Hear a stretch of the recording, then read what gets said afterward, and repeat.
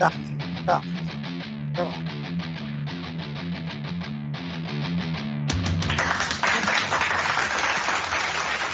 Welcome to Ring the Damn Bell. Of course, I am your host, KG, and back with us tonight is my co-host, my wrestling enthusiast, Mark. What's going on, man? Not a lot, brother. Where are you at? Going on?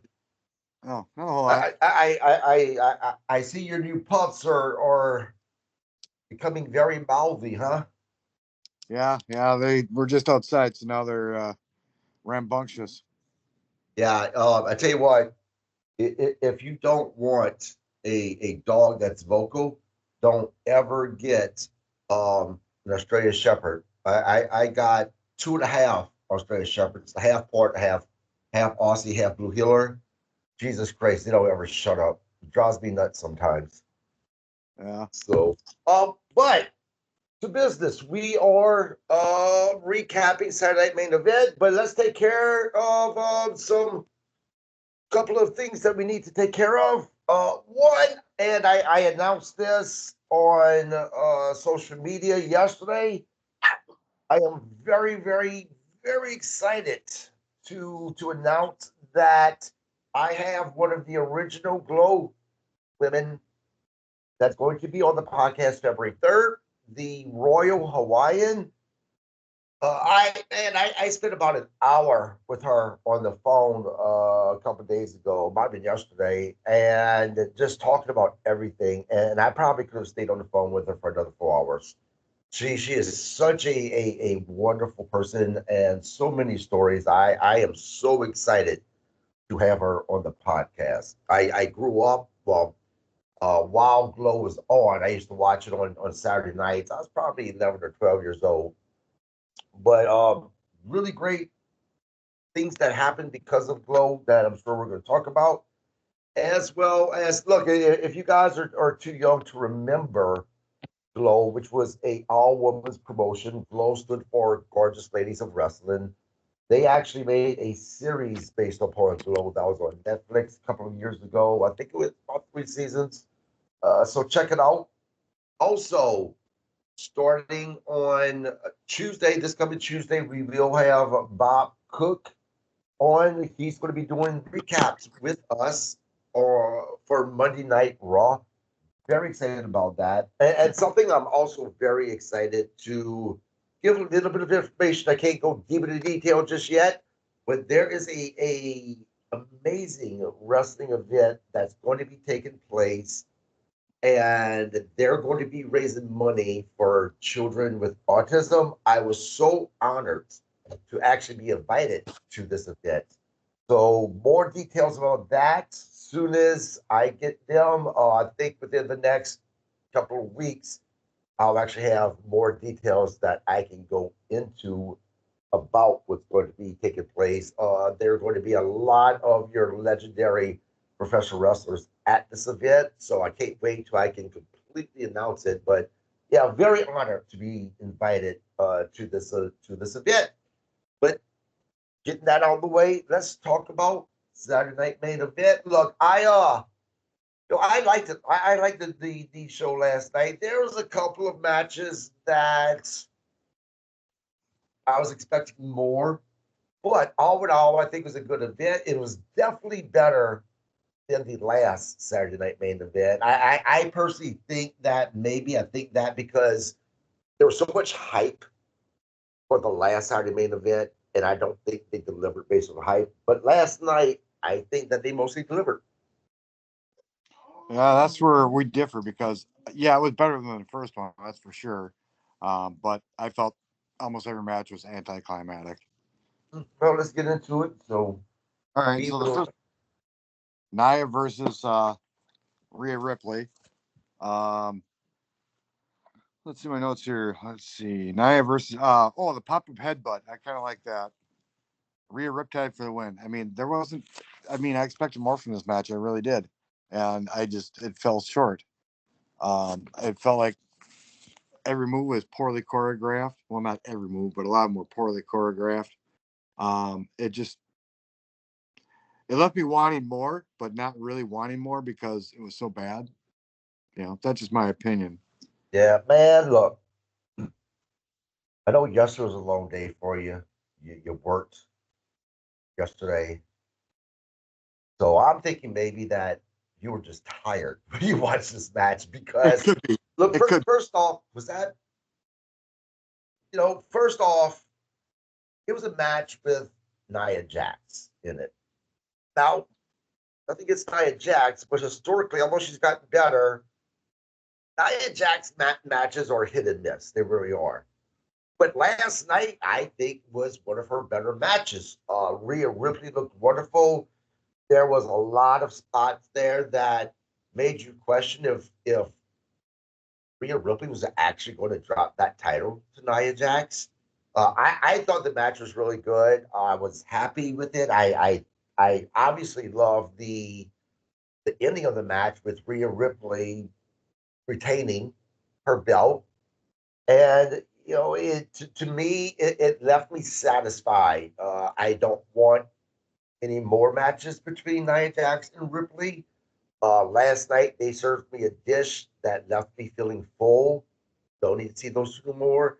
I want to see where Rhea Ripley is going to go next. And we also know that Nia Jax is going to continue more of a storyline with Tiffany Stratton. Yeah. No. All right. I'm not going to go any further into it because there's no point. So, grade wise, I give this match a B minus. Well, I'll give it a C. Next, you go to Braun versus Sheamus. The high spot in this was Braun was going for a spear and went into a pro kick. I thought that was beautiful, to be honest. There was some controversy, I guess, if you want to say it that way. There was a 3 count. Braun had a leg on the rope. The 3 count was done, and then the referee said, "Oh, leg on the rope." And The told 3 this, count wasn't done. His hand never hit the. I don't know. That man, look, Jesse Ventura was drunk last night. He said, "Look, Jesse Ventura actually said the WWF last night at one point. That ref's hand, go back and watch it, rewind if you need to. That ref's hand that never hit that mat. It was a solid 2 count. I was like, is Jesse blind? I mean, I know he's old, but what the hell is this? Is he trying to look? If he was trying to create controversy, which is what professional wrestling is, kudos for him. And look, I actually I made fun of Jesse Ventura just now. I love Jesse Ventura because Jesse Ventura could take something like this where it was clearly only a 2 count. Now Russ had never hit the 3 and make such an issue out of it that it turns into a controversy. Jesse did exactly what Jesse Ventura is supposed to do. This is why he is a legend in professional wrestling. That's why I love the guy. He sounded great. And with the one exception of the whoopsie with the WWE or WWF thing, which I thought was fucking hilarious. He does part, but you and him are both wrong. That ref's hand never touched the mat. Now, the best spot for me was that freaking when Sheamus was coming off of the off of the stairs, and Braun Breaker hit his move. When he dove into him, the spear. The spear. Man, he speared Sheamus off his boots on that spot. That was amazing. And actually, I was actually a little concerned as they were going down because his head looked pretty close to those stairs. And I was like, oh, this won't be pretty if he hits those stairs. But it looked fantastic. As we've discussed before, Mark, I am not a big fan of Sheamus today. Big fan of his back in the day when he was beating the shit out of John Cena. Today, I'm not. Last night, though, both of them had a great, great match. I really hope at some point Sheamus wins the IC title so he can be a Grand Slam champion. I think, though, last night was the right call because Braun Breaker needs to keep this title for a while. to keep this title elevated and make it seem like it's an important title. It's funny because they're interviewing Scott Steiner and they were asking about Braun Breaker and what he should do. He says, keep doing what he's doing. Keep stealing my shit. Well, no, what was great was Jesse Ventura last night when he said, the guy looks great, but let's remember, he is a Steiner, and 1+1 is 3 with them. I laughed my ass off about that. And look, even though Steiner's, both of his uncle and his father are, fairly intelligent people, their characters, they had a box of rocks in their head, right? And they played it beautifully, considering that they are college graduates. They are fairly intelligent. So yeah, I love that Jesse kept things somewhat old school in bringing back certain memories to make fans remember, or the new fans who didn't know who the Steiner brothers were. They kind of introduced them to their how they were there mentally, at least. And then you got Pat McAfee going 33 and a third, which to me is still one of the best promos ever cut. Yeah, real quick though, I love Pat McAfee. Uh, this whole drama that was going on with Corey Graves before WWE put a foot up his ass and said, "Look, fucker, you do what you do, or you're gonna not be doing it, not get paid, unless it is indeed some type of a storyline." But I love Pat McAfee, and I can understand why that they would want him with Michael Cole, because as good as Michael Cole is, Michael Cole's been there for a long, long time. He elevates Michael Cole with color commentary. He brings something out in and um that I just don't think it's normally there with Cole. So I love Pat McAfee. At first, I was little what's the word I'm looking for? I was little doubtful. This guy who is a punter, how good is he going to actually be with professional wrestling? And he has proven that he is a very important asset to professional wrestling when it comes to his color commentary, because his passion for the business is sincere. He brings a different level of element of surprise to it because you don't know what Pat's going to say. Pat's like an Uber fan, but he has a certain professionalism about him. And yes, he does bring out a side of Michael Cole that you haven't seen in quite a while, to be honest. I'm not a fan of Michael Cole. Matter of fact, I wrote in one of my notes that Joe Tessaroli is better than Michael Cole. I'd rather watch Joe. I'd rather watch Joe. Joe's. I'm not going to take away from what Joe adds. Joe to me adds that element of old school. He reminds me, his voice reminds me of Mean Gene Oakland, and I love Mean Gene Oakland. But whenever he is on color commentary, he makes me want to fall asleep. I think that his best role would actually be a role like Mean Gene had. But with Michael Cole and Pat McAfee, look, there will never, ever be a Bobby Brain Heenan and a Gorilla Monsoon partnership again with that color commentary, the things that they did. They were truly extremely good friends. The things that came out of them wasn't rehearsed.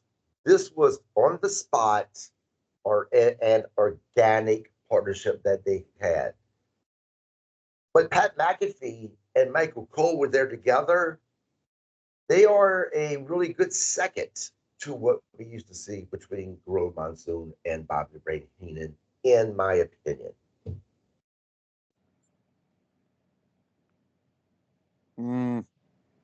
I'll reserve my opinions for now. All right, so next we go to HBK, Owens, and Cody signing. You got what you expect on this one. Eventually, someone's going to get super kicked, and it was Kevin Owens. I did read on the internet that somebody was upset that HBK stole the super kick from the Young Bucks, and I about fell off my chair. All right. And then I read further that, actually, it was Chris Adams, and they're absolutely right. Chris Adams was the one that started the super kick, and I knew that, but I simply forgot, you know. But Yeah. yes, Chris started the super kick, and it's really been diminished over the years because when Chris Adams did it, he dropped him and laid him out. I mean, there was no kick out. Yeah. The gentleman Chris Adams, you are correct, or at least within our generation and the few generations afterwards, he's the one that brought the the super kick. Now, I am not going to say he's the one that introduced it to us because I haven't did that research. They could have been someone else before him, but within our generation, he's definitely the one that brought it and made it that actual finisher. Now, as far as the signing went, am I missing something here? Because all of this was supposedly about an addendum that they added to this contract. Yep. Not one time did they say what was added to the contract that caused all this controversy. So, if any of you fans have heard something that we both may have missed, please let us know because I'm a little confused about that. And as far as you're right, I was expecting exactly what we got last night, which was two promos from one from Cody, one from Kevin, and then Shawn Michaels give a super kick. Now, although I was 99.9% sure this wouldn't happen, I was still holding on to that, you know, that hope that Shawn Michaels would have shocked us and super kick Cody Rhodes out of his boots. I wanted that to happen so bad. I knew it wasn't going to happen, but it doesn't mean I didn't want it to happen. The funny thing is, I think he posted somewhere that Shawn Michaels is 59 years old and he looks phenomenal. He does, all right. But how realistic can a 59-year-old throw a super kick? All right. So watching this last night, I was like, how are they gonna pull this off where he's not looking like an old decrepit man? All right. And the angle they shot it at was perfect because you really couldn't tell if it was a good or bad kick. It was just you saw that there was a kick. So they pulled it off well. Yeah, and let me. So you say how realistic can a 59-year-old man pull off of the super kick?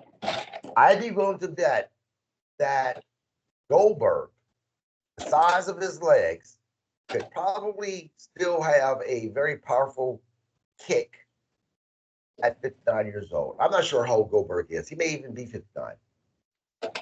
With Shawn Michaels, though, I don't know if people have ever really seen Shawn Michaels' legs. The man has burnt legs, and he's always had burnt legs throughout his career. That's what has always been both funny and great at the same time. That his super kicks are considered one of the best super kicks in the world in professional wrestling, but yet he has burnt legs. So it's like, you're right. How strong can Shawn Michaels super kicks actually be? Nonetheless, not only does it seem like he still does them well, but you have to give credit to the professional wrestlers, Kevin Owens, who sells them the way he sold it. That's what makes it look like at 59 years old, Shawn Michaels still has it. Yeah. Nonetheless, at 59, he still looks phenomenal. Does. The next we go Although, through. I have a question, real quick, before we move on about that. Do you think that Shawn Michaels is a little embarrassed about being bald now because the way he was, so KO put him in the position to do that power driver with his hat on. His hat fell off. The very first thing Shawn Michaels does, grabs that hat before anything else. So I'm wondering if Shawn Michaels might be a little embarrassed about being bald. I think when you are follically challenged, I think you go to great lengths to cover it up. You know, I am um, proud to be bald.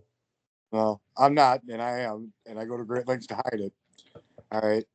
Um, I think he's just more comfortable with the hat on than showing his bald head, to be honest.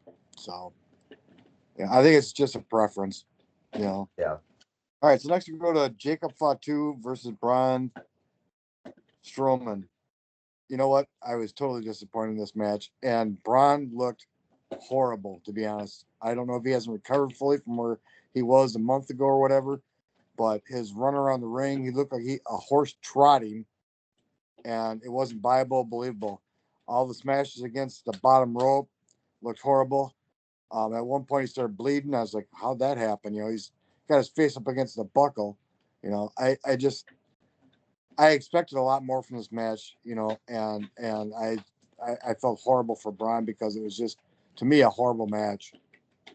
So I will disagree about it being a horrible match. I thought that it was average. I didn't think it was anything special or amazing. In the sense that it was only average, yes, I can understand being disappointed. I wouldn't go as far as saying it was horrible. What I hated was the finish of it. Now, as far as Braun Strowman, you asked how did that happen? Him bleeding. Part of me wondered if they were trying to insinuate because his head so many times got smashed against that ring, some type of a brain bleed that was coming down from his nose, possibly. I think that what the storyline is going to be is a broken nose or something, but I think they wanted to kind of allude to it could be something serious. Now, the problem that I have with the finish of the matches is this. I wanted this to end in a disqualification to protect both Braun Strowman and Fatu, which that's exactly what happened. But in doing this, they made Braun Strowman look weak as fuck. Yeah, they accomplished their goal of making Fatu look strong, but they could have done that without making Braun look weak. Because now that means that Braun, um, uh, oh my gosh, there's too many of them. Strowman. Yeah, no, not Braun Strowman. Reed took Strowman out. Bronson Reed took Strowman out of wrestling with the monster, who's a real monster type of a deal matches throughout the attacks. And now we have Fatu that has hurt him as well. For a guy the size of Braun Strowman, let's not forget this is the man a few years ago when he was a heel that featured him lifting ambulances to its side, lifting cars. And now all of a sudden, he's getting hurt all the time. And for a guy that size to constantly need medical attention at the end of his matches, the way they've done it, just doesn't look good. Now, the question is Braun Strowman once again going to be written off TV for a while? He just got back from he was actually sick, but I don't know, man. And to me, honestly, Mark, this goes back to the whole thing about big guy. It's almost a curse to be a big guy in WWE. Yeah, Fatu's kind of a big guy, but not really. Uh, Bronson Reed is kind of a big guy, but not really. They're big round, they're big shouldered, big chest, but they're not big like Braun Strowman or like the Big Show was. I think the last very successful big guy WWE had would have been Andre the Giant. Other than that, once they give these big guys a couple of pushes, all of a sudden, when these pushes are done with, it's almost like they're done with them. And then they just use these guys to make other guys look strong.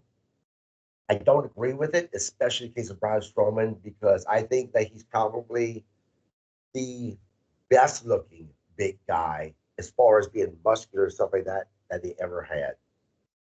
So I hated the finish of it.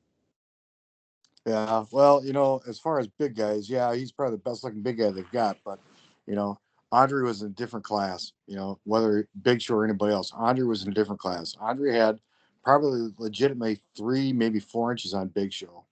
And that puts him in a different class. And you don't think 3, 4 inches is a lot, but when you're dealing with 7 feet, 3, 4 inches is a lot. So, Yeah, and All right. I agree. You're 100%. But it doesn't change the fact that any type of big guy after Andre the Giant, they haven't just really been booked that great at all. They just, again, after a couple of years, 2, 3 years, they just kind of toss them to the side and use them as enhanced talent to elevate other talents. Yeah, yeah, you're right. I'm not gonna argue that. You're right. Anybody else close to some? Well, no, it's not true. Kevin Nash, close to 7 foot. They utilized him fairly well. WWE, no, WCW utilized Kevin Nash. Kevin Nash had a very short career with WWE. He wasn't there long enough for WWE to start using him as an enhanced talent after after a couple of years. Uh, Kevin Nash may have been with WWE actually maybe a couple of years, and part of that was him not even being in the ring because he was the bodyguard for Shawn Michaels, I believe. yep. Yeah, but I think he was a two-time world champion at WWE. Yeah, he was. Maybe, but again, I'm not saying that they're not used because the Big Show won world title. I'm saying once they get to a certain point, Yeah, yeah, they okay. stop using them. And all professional wrestlers go through that. Once they're there for so long, then they start using them to start elevating the younger talent. But I don't believe uh, Kevin Nash, the Big Show, and definitely not Braun Strowman had gotten to that point yet to where they should be using them only to elevate other talents, is what I'm saying. Gotcha. All right, fair enough. All right, so next we go to Jay versus Gunther.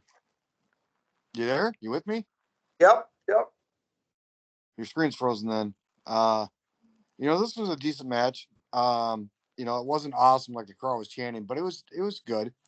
Um, the Gunther using his power bomb slam on J&J kicking out. I get kind of frustrated on these guys that have their finisher that is supposed to be like, that's it, you're done. And for Gunther, that's that power bomb slam, and Jay kicked out of it. And so when you got these guys that are kicking out of their finishing moves, it kind of diminishes that finishing move. Um, Jay going in for a spear and Gunther turns it into a power bomb for the pin. That looked so choreographed, it wasn't even funny.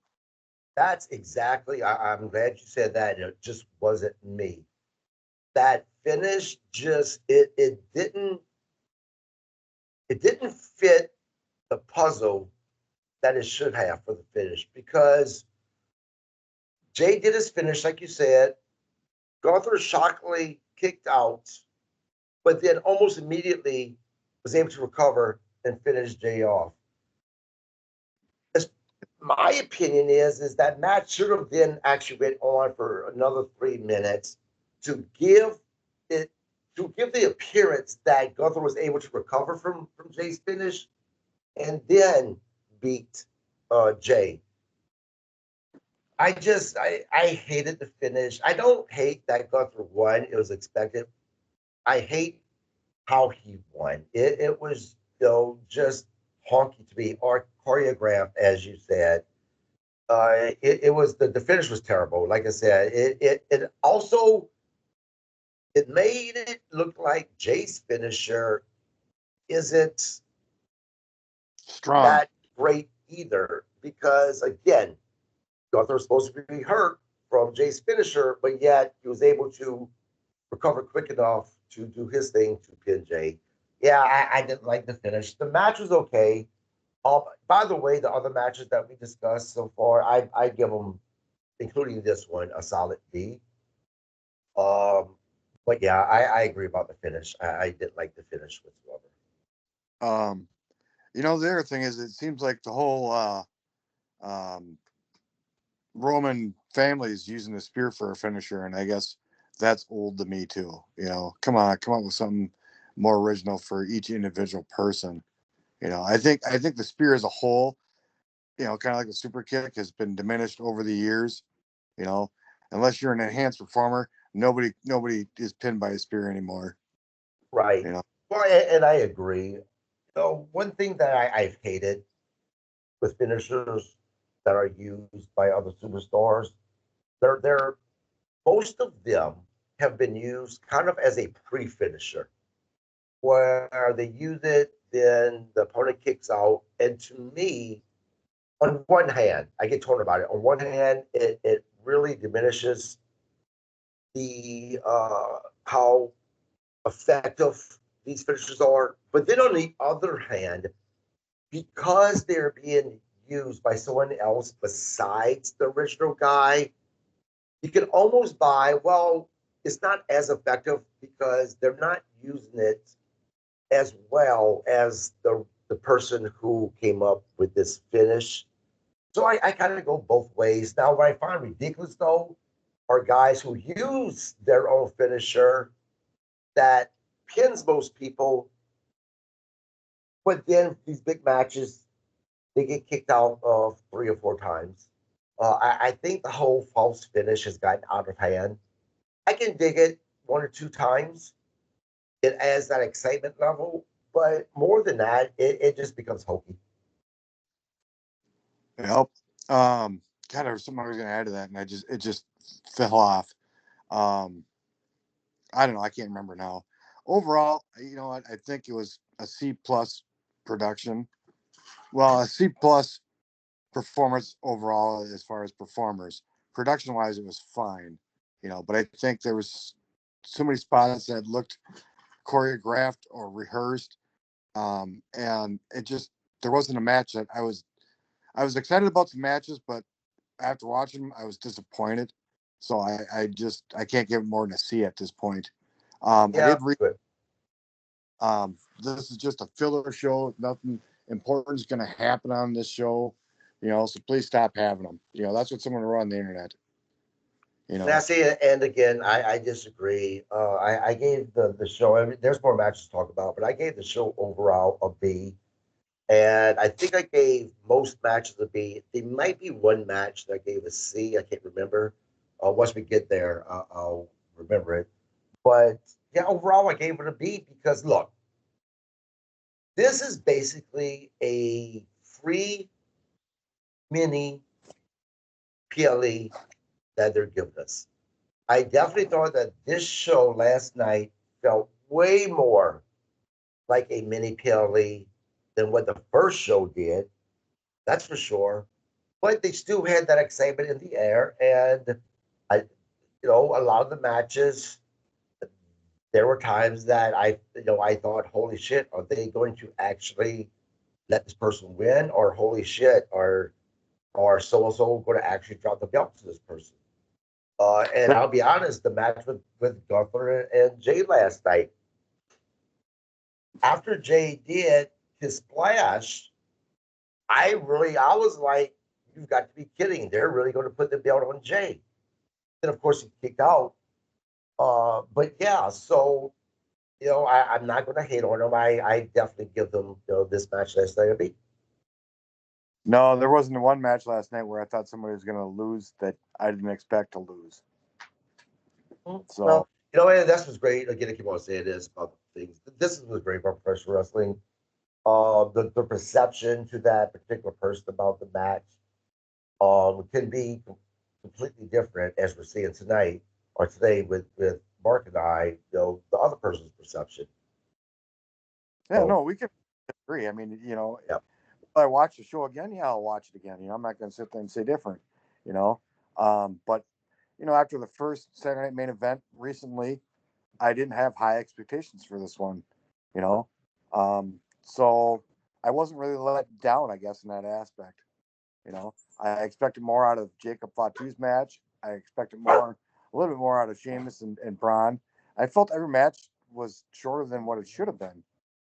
Yeah, You but know, you know what, Mark? I think that with your Saturday Night Main events, because of the matches that they're having, WWE could very well be telling their performers to give them a good show, but hold back, be reserved.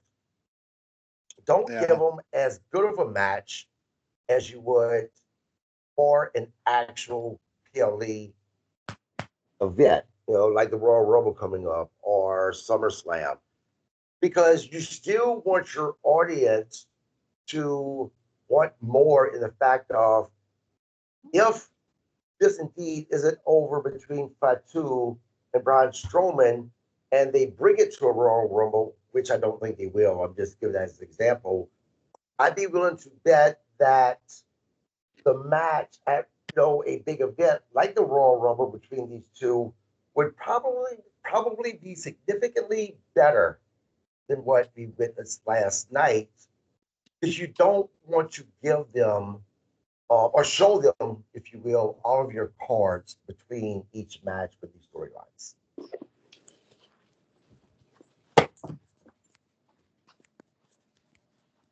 Yeah, I can see where you're going with that. Sorry, I had to take care Yep. of dogs putting on my shoe. Oh, good. Because, like you said, you didn't particularly. You were disappointed, you were let down, but then you just said, "But would you watch again?" Well, yeah, because you're a wrestling fan, right? Right. So it's not like they're risking people not watching more of their program or more of the storyline. Maybe you're a couple of your casual fans, but your casual fans are the people that make you money. It's your people like you and I and other people who are truly wrestling fans.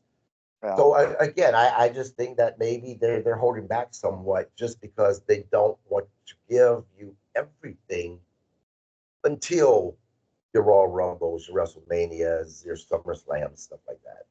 Yeah, but if it's on national TV, on national channel, not cable or anything, you want to get the sense that there could be a title change, and there may well be somewhere down the line, and you yourself said, well, it might happen tonight.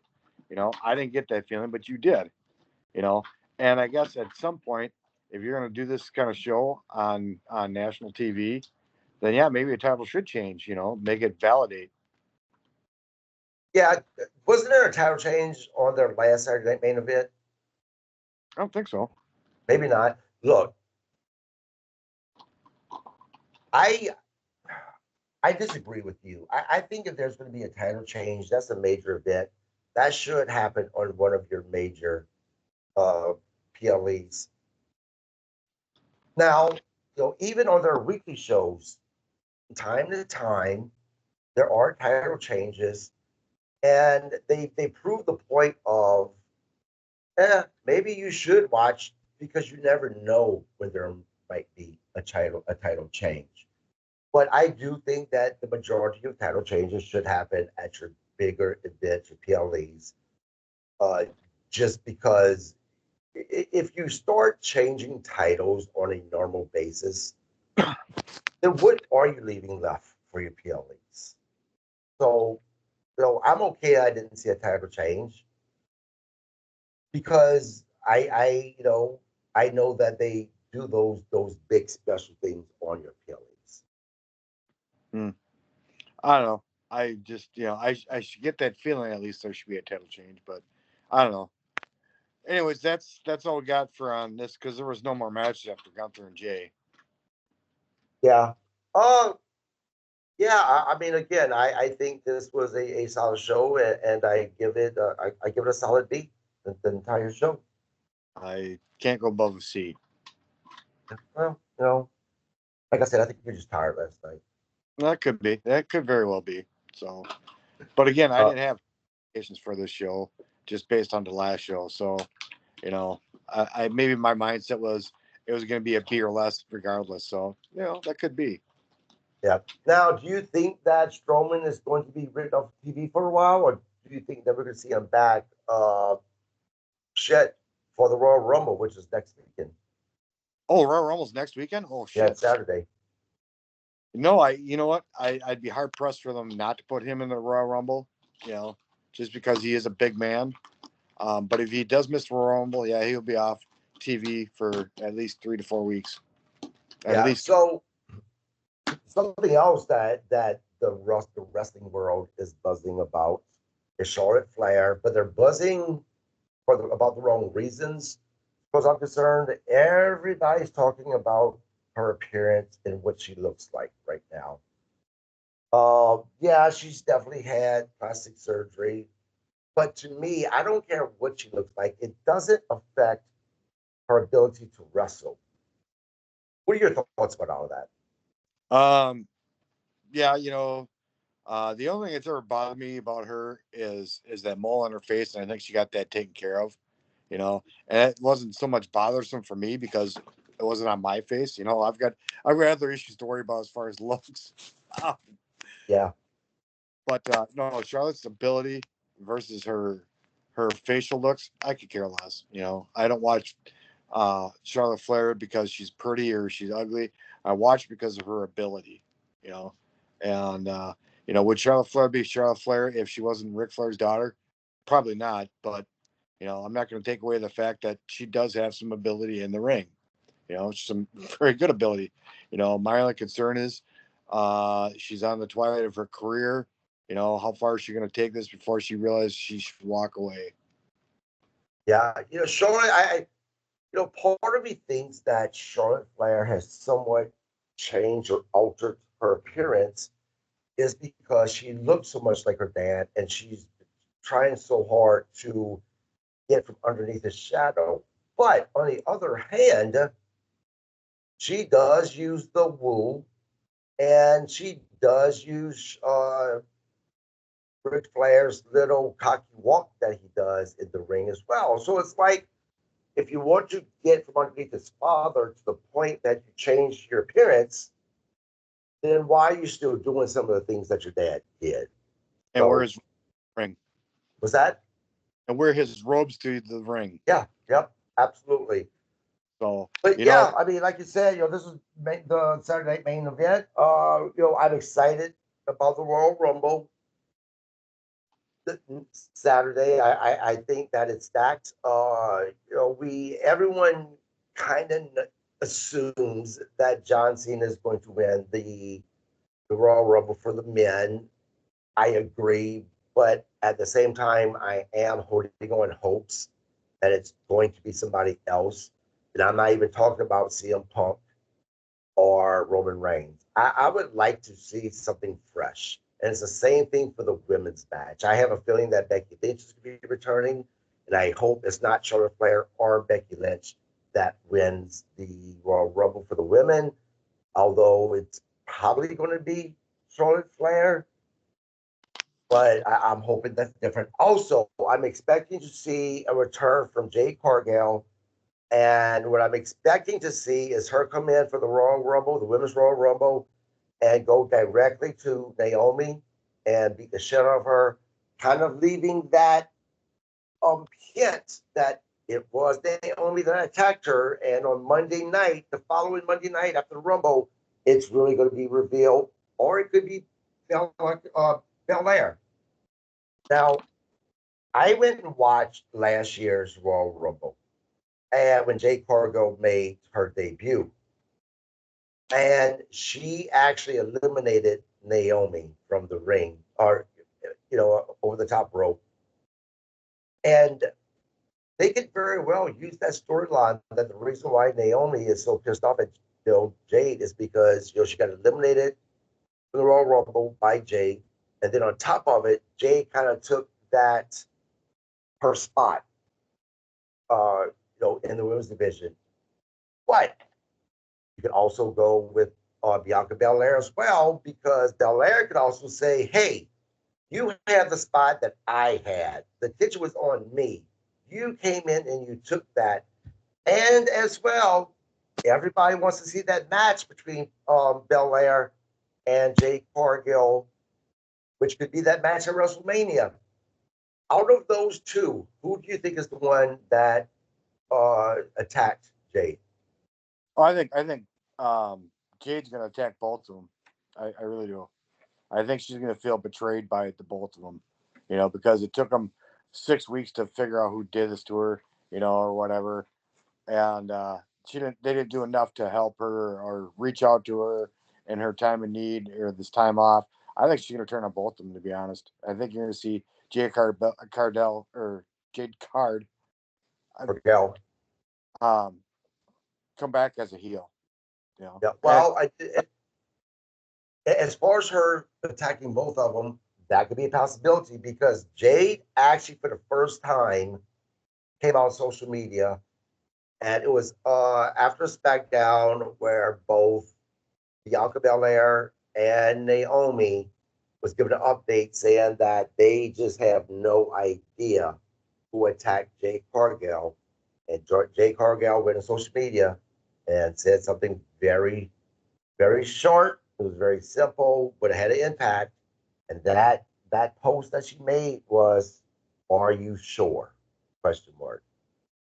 So based upon that post, you could be right. She comes back and attacks both of them.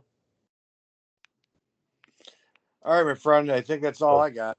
All right, my man. Well, guys, again, don't forget to subscribe to our channel. It's free. Don't forget.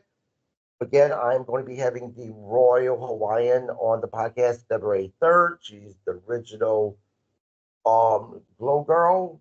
And as well as Tuesday night, Bob Cook is going to make his debut on our podcast to do a recap of Monday Night Raw. Until then, Mark, what you got? Hey, real quick. Yeah. Wasn't Sylvester Stallone's mom part of Glow? Wasn't she like an investor or something? I know she was an on-air personality. I think she was actually. I thought she was like the backer or something, wasn't she? Maybe. Maybe. Or was she just a on-air personality? I'm not sure. That's something that actually was going to be part of my research for that February 3rd show. But thanks for pointing that out, 'cause I forgot about that. Well, the thing is, on the Netflix show, they don't really mention her at all. Well, see, this is the Netflix show was kind of shitty to these women because the Netflix show really didn't mention they kind of create these characters that made you assume this is who they're referencing to. But the creators of Glow and Netflix did not want to pay royalties to the original Glow women, so they avoided using their actual characters. Gotcha. All right. Fair So, enough. but anyway, yep, that's the end of our show. Mark, what you got? Nothing. Ring the damn bell. Ring the damn bell, everyone. We will see you guys back on Tuesday. Have a good night. Yep. Bye.